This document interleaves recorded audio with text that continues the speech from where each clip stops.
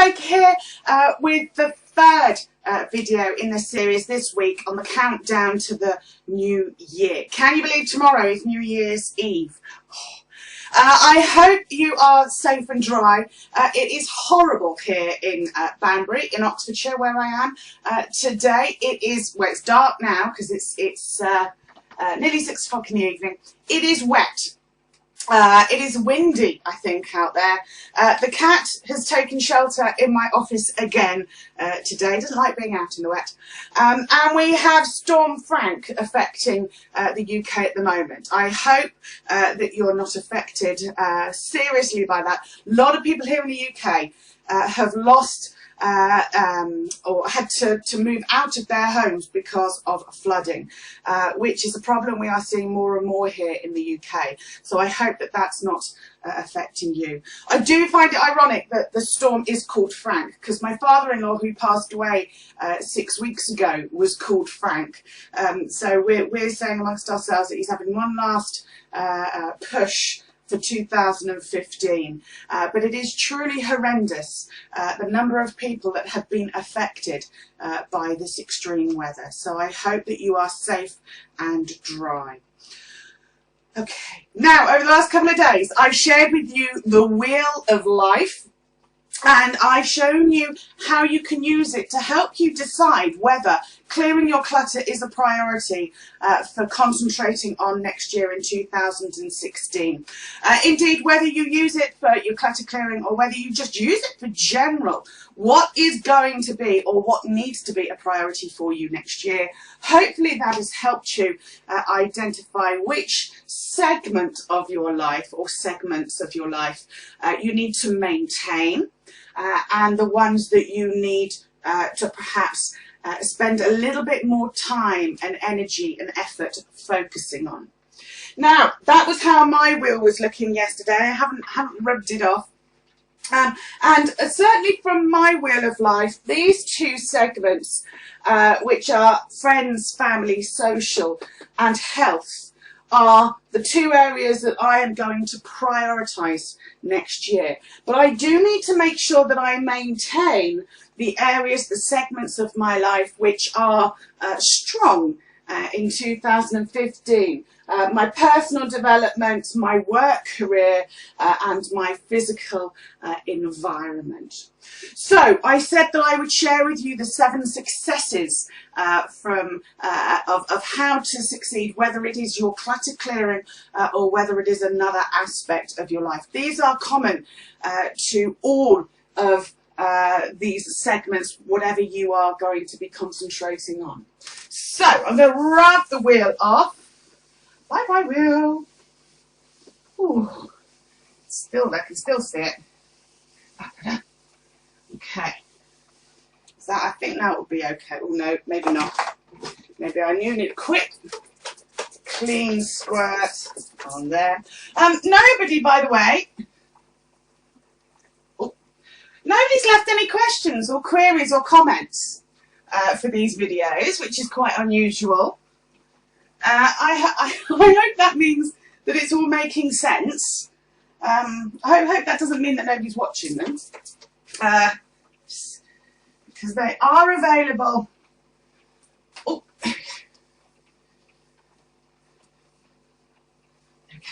They are available to all Top Tip subscribers. These videos are available on the YouTube channel, and they are available on the Clutter Clearing Facebook page as well. And it's very unusual for people not to have at least some comments or questions. Okay, so the 7 successes. 7 success factors.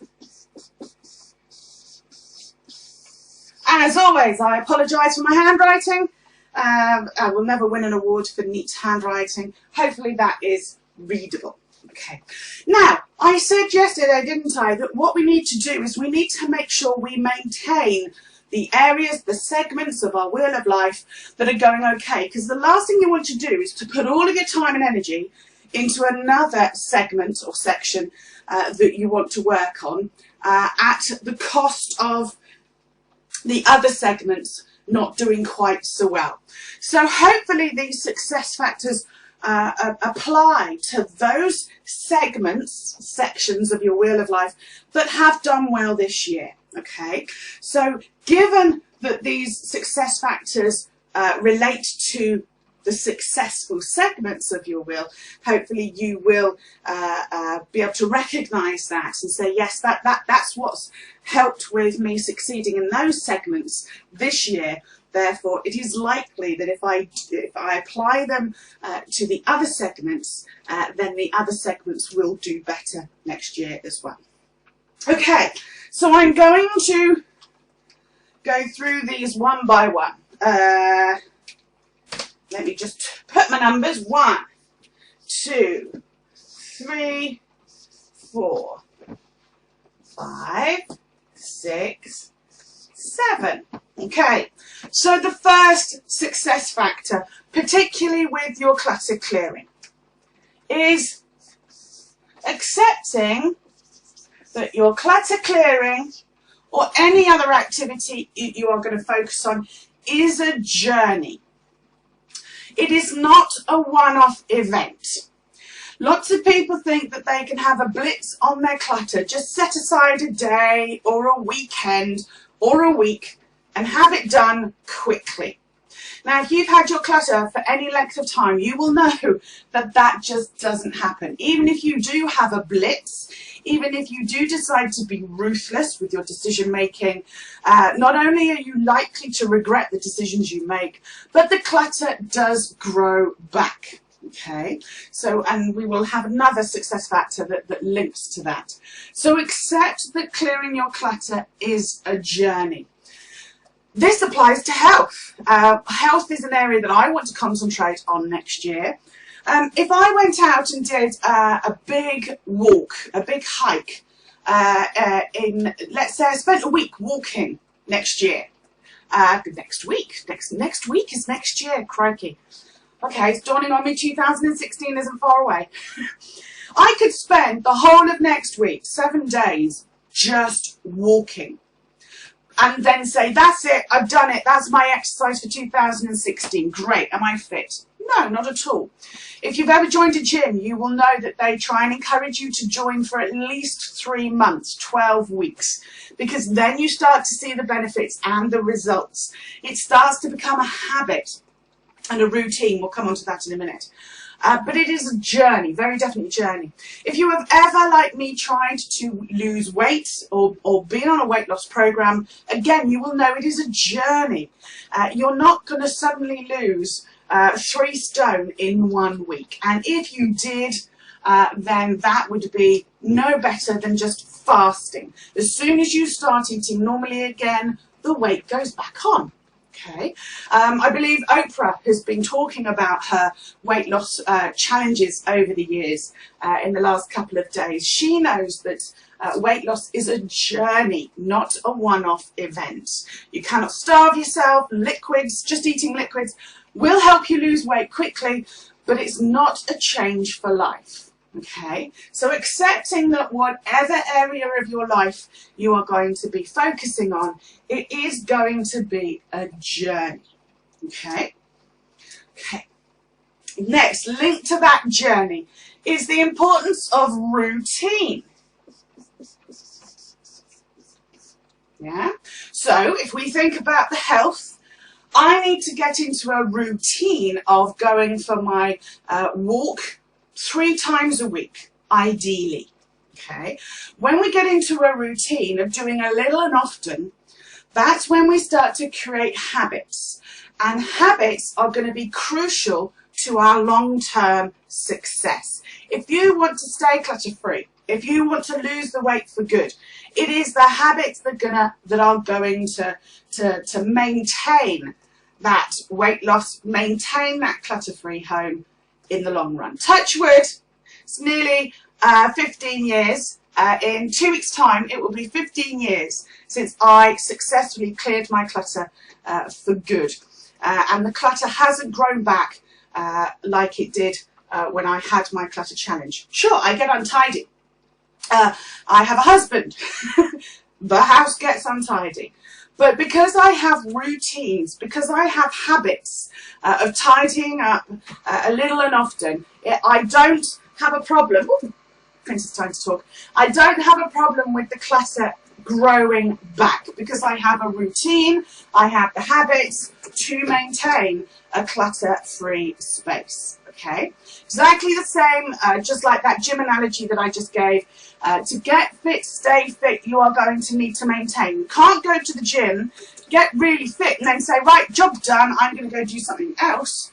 You have to get into the routine to maintain. Exactly the same with our clutter. Okay. The third success factor is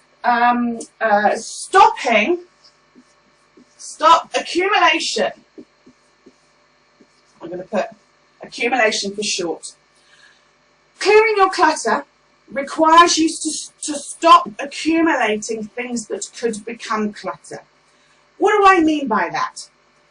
Anything that you impulse buy, anything that you don't need, anything that you are not going to use within a clearly defined period of time, and in terms of our clutter, we talk about 2 weeks. So if you buy something today that you are not going to use or wear within 2 weeks, that is clutter.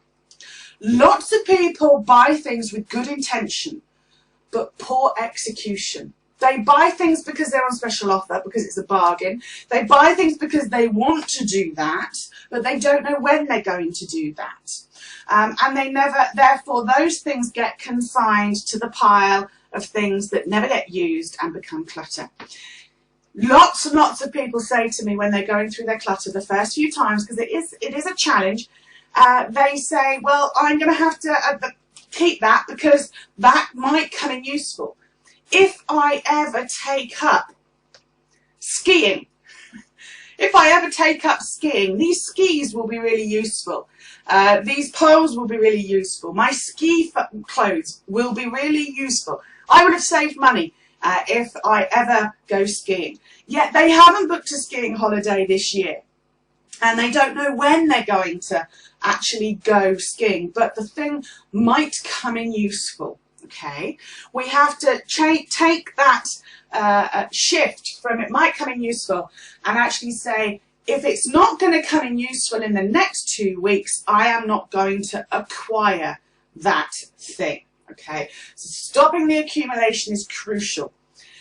This does relate as well to health, to, let's say, weight loss. We need to stop comfort eating. It's so hard though, isn't it? Especially this time of year when there's so many nice treats around. We need to stop that accumulation. And that is one of the hardest things, I think, when you're trying to lose weight. Ironically, I'm allergic to chocolate. So everybody says, oh, how wonderful. And I go, no, clearly I still have a weight issue because I'm still accumulating more food than I need.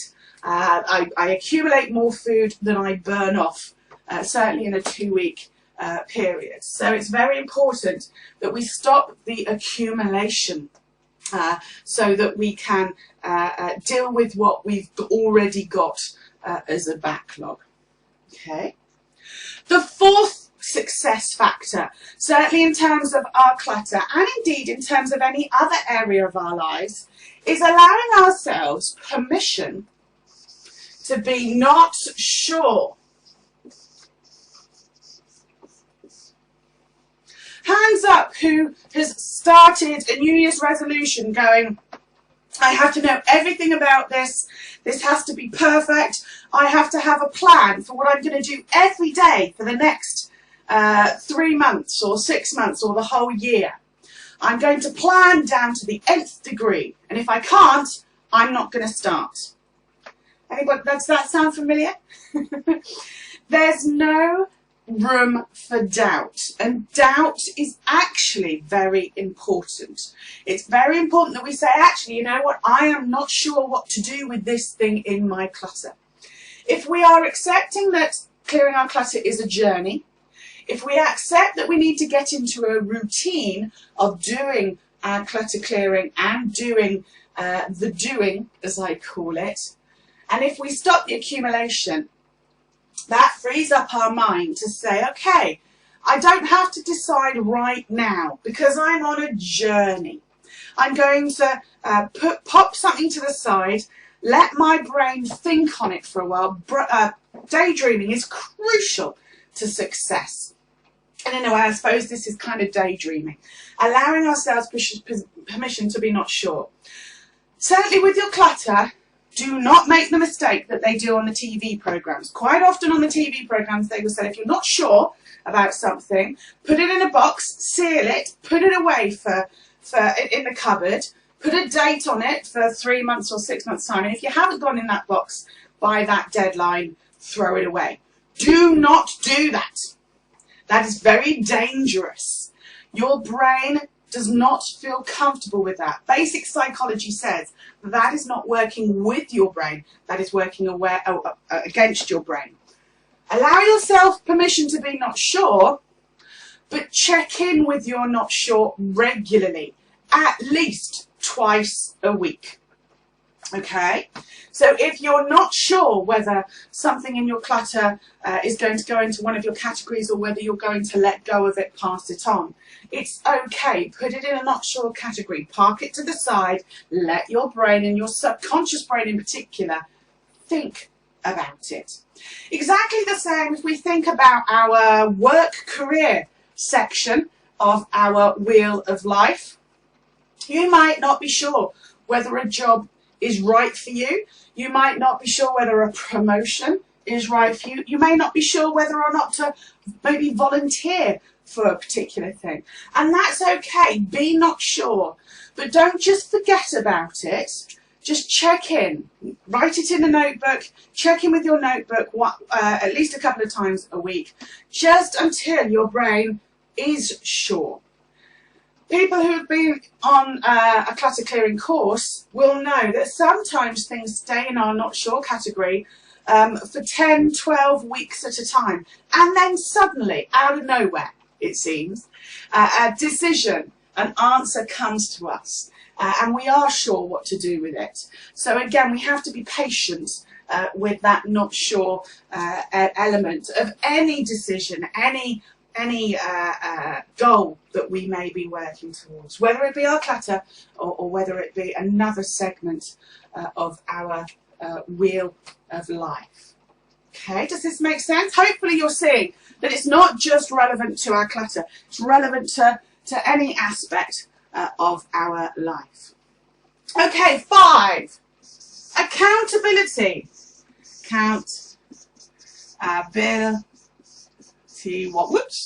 Accountability. Just about fit that in. Sorry if you can't quite read that. Accountability is related to being accountable to someone. We can all make promises to ourselves. Oh, I'm going to get into the routine of walking or going to the gym. That's always a classic. I'm going to get into the routine. I'm going to go to the gym. I'm going to join the gym. I'm going to go to the gym 3 times a week. And it's going to be fantastic. And we might succeed at that for a couple of weeks. And then, like today, the weather's horrible. It's dark. Don't really feel like going to the gym. Somebody at work or a friend invites us out for a drink or to meet up for a chat. Suddenly, oh, yeah, no. Oh, I'll go tomorrow. Tomorrow comes. Well, I don't normally go on this day, so I'm not going to go. And suddenly, good intentions phase away, don't they? If we have accountability to someone else, we are much, much more likely to actually do the doing. It has been shown that those people who join a gym and have a weekly training session with a personal trainer achieve their goal of getting fit and losing weight quicker than those who don't have a personal trainer. Excuse me. Lots of gyms at this time of year will be offering special offers where you can have a monthly personal trainer. That's still better for accountability than trying to do it on your own, but ideally once a week. Otherwise we get into the blitz attitude, don't we, with the gym? Oh, crikey, I've got my personal trainer appointment tomorrow, next Friday.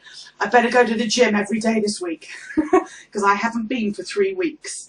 Having accountability for achieving any goal is crucial if we are going to succeed quicker and more easily than if we were doing something on our own. In terms of accountability, I practice what I preach. I have a personal coach, and I have accountability to my coach on a weekly basis to enable and ensure that I achieve my professional and personal goals in the course of a year. So my first coaching call with my coach next week, I will tell them which areas of my life I want to focus on, and I will set some goals with them. Now, the great thing about good accountability is that you set your own goal. You don't have somebody else tell you what to do, because then the inner child comes out a bit, doesn't it, and go, oh, I'm going to rebel, I'm not going to do what I'm told.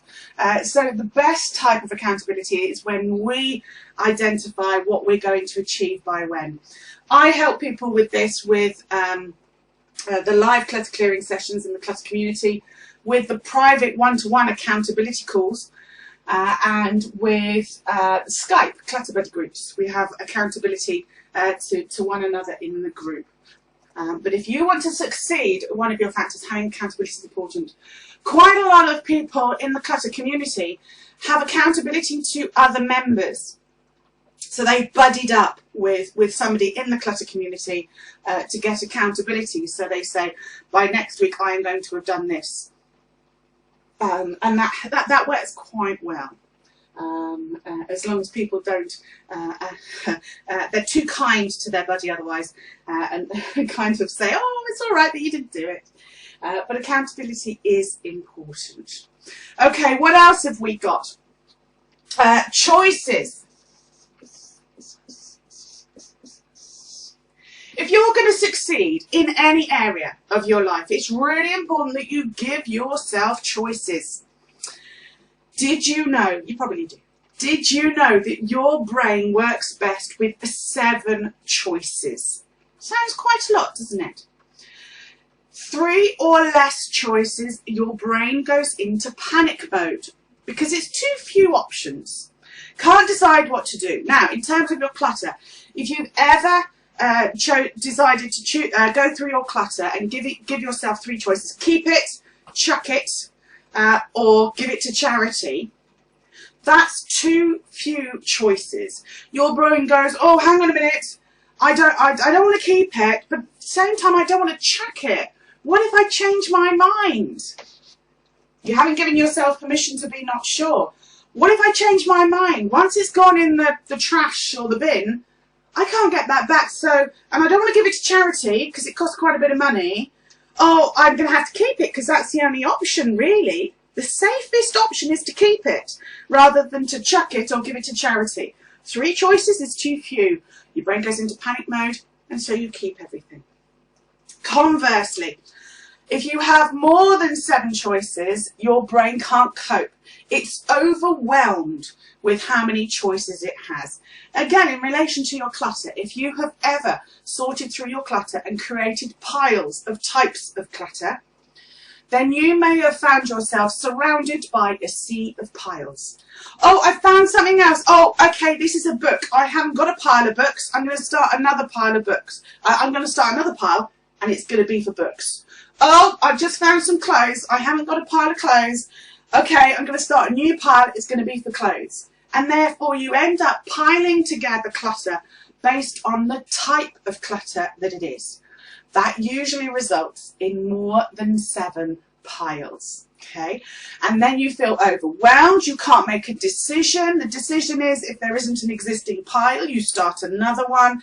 So the piles multiply, and so nothing gets done. You run out of time, you run out of energy, you stack the piles on top of the piles, move it to the side, and leave it for another day. Sound familiar? We need to give ourselves a comfortable number of choices. And the most comfortable number is 7. Okay. Exactly the same if we think about it in relation to health or getting fit. If you only had one choice, if your personal trainer at the gym said you are going to run 5 miles every time that you come to the gym, hang on a minute, I don't like running. I'm actually not allowed to do running because I have a bad lower back. My physiotherapist will not allow me to do running. So if that was the only choice, then I would go, well, I can't join the gym. I'm going to have to leave the gym then, because if the only choice is to do running, I'm not going to do running because I'm not going to put my back at risk. Likewise, if somebody at the gym said, well, you can either do running or you can do weights. I don't think I want to start doing weights. I want to do something that is a little bit more active. So again, if you've ever joined a gym, you will know that there are usually plenty of choices as to what kind of exercise you do. And amongst those choices, you will hopefully find 7 types of exercise that suits you. Shouldn't be, ideally, we're not doing more than 7 types of exercise if we are at the gym. Variety is good. Too much variety is overwhelming and we don't do anything. Sound familiar? Good. So again, it doesn't just apply to our clutter, it applies to other things in life as well. The 7th, excuse me, and final success factor is having a process. How to actually do what you want to do. Okay, so let's think about it. Work career. If you are wanting to get a promotion, how are you going to do that? We're going to sit there, cross our fingers and just hope that our boss or whoever notices how fantastic we are and then offers us a promotion. That's probably not going to work, is it? We need to have a plan, a process. If we wanted to change our physical environment, if we wanted to decorate, how are you going to decorate? Our choices might say, well, you might want to put up wallpaper, you might want to paint, you might want to do a mural. My husband does mural sign writing. You might want to do a mural. You might want to have fabric on your walls. You might want to put mirrors on your walls so that you don't even need wallpaper or paint or whatever. So again, you have choices, but once you've made your choice, what is the process that you're going to go through to achieve that? Yeah? Financial.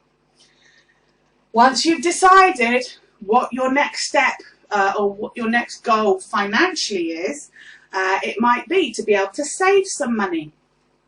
What's the process that you're going to go through in order to save that money? How are you going to do that? Are you going to have a budget, plan a budget for 2016, and crucially stick to it? That's the hard part, isn't it? We can all make plans, we can all have a process, but do we actually do the doing? Do we follow through? Do we stick to it? And it's exactly the same with our clutter clearing. We need a clear step-by-step process of how are we going to clear the clutter? How are we going to make decisions about the clutter? What 7 choices are we going to give ourselves? Now that I've said that you need 7 choices, we know one of them is not sure, but what are the other choices? 6 more choices that we can give ourselves for clearing our clutter. That's part of the process. Hopefully you're looking at these 7 things and you're going, yeah, I can see that the things that I've succeeded at doing in life, I have had some degree of these 7 success factors.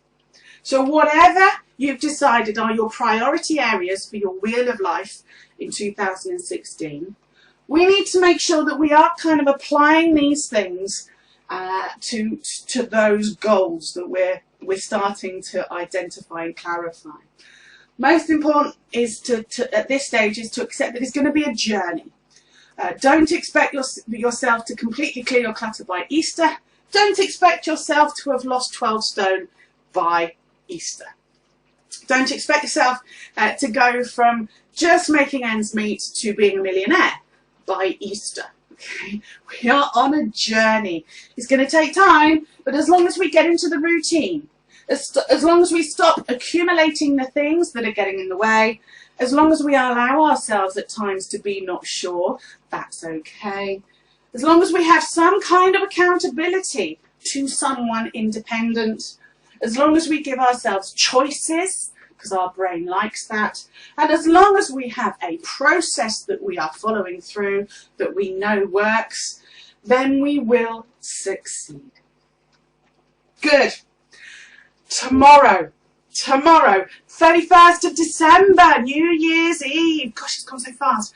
I will share with you tomorrow an opportunity for you to experience all these success factors with the clutter clearing, if indeed clutter clearing is one of your chosen priorities for 2016. Crucially, what I will share with you tomorrow will enable you to experience a process, experience the choices, experience the accountability, experience the not sure, experience the accumulation, and then you can decide whether you want to continue with the routine of doing the doing and start your clutter clearing journey. So do watch out for a video from me tomorrow. I hope this weather has cleared up a bit by then, because it really is quite horrible weather, but it's what I call great clutter clearing weather. So horrible outside that we want to be inside in the warm rather than out in the wet and the wind. Have a lovely evening. I will see you roughly same time, same place tomorrow with the next step in our plans for 2016. In the meantime, take care. Bye bye.